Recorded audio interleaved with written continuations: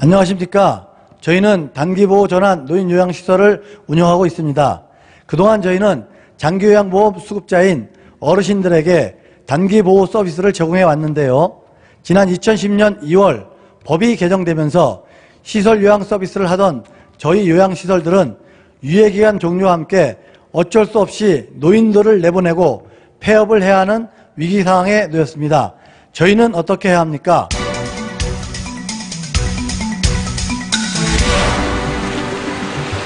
단기 보호시설은 어르신들에게 보호 서비스를 제공하고 있는 노인요양시설로 일정 기간 동안 노인들의 생활을 도우며 보호하고 있습니다. 저희가 시설을 처음 만들고 이렇게 어르신들을 케어할 당시에 단기 보호 서비스는 연 180일까지 어르신들의 케어를 제공할 수 있었습니다. 장기간 어르신들을 보호할 수 있는 노인 전문 요양시설과는 달리 단기 보호시설의 경우 법으로 정해져 있는 일정 기간 동안만 어르신들을 보호할 수 있도록 돼 있습니다. 저희들은 시설급여 중에서도 노인 전문 요양시설이나 공동생활고정보다도 더 낮은 수가를 현재 받고 있습니다. 그런데 지난 2010년 3월 1년에 180일 이내로 돼 있던 단기 보호시설의 이용기간이 월 15일 동안으로 법이 바뀌게 됩니다. 그리고 단기 보호시설에서 노인 전문 요양시설로 전환을 원할 경우 3년의 유예기간 내에 할 수 있도록 허용했습니다.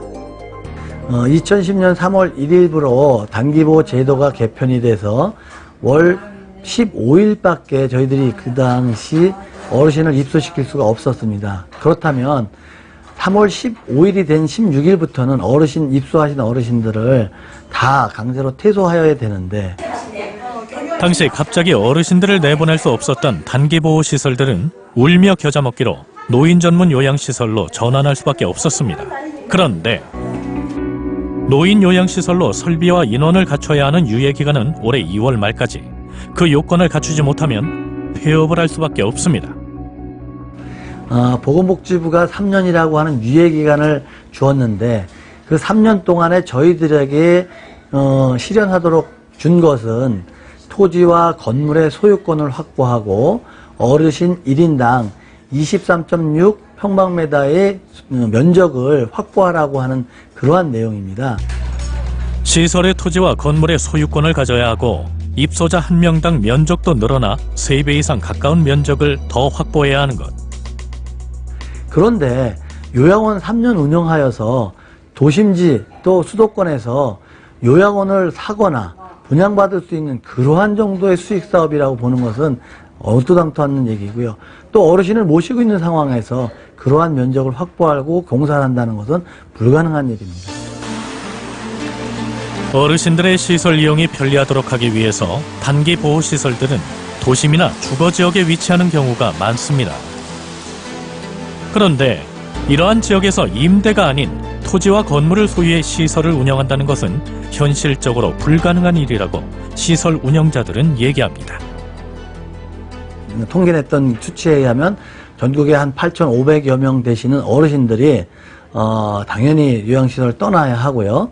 그 다음에 한 4,300명 정도 되시는 종사자들이 일자리를 잃을 수밖에 없는 상황에 놓일 것으로 생각합니다.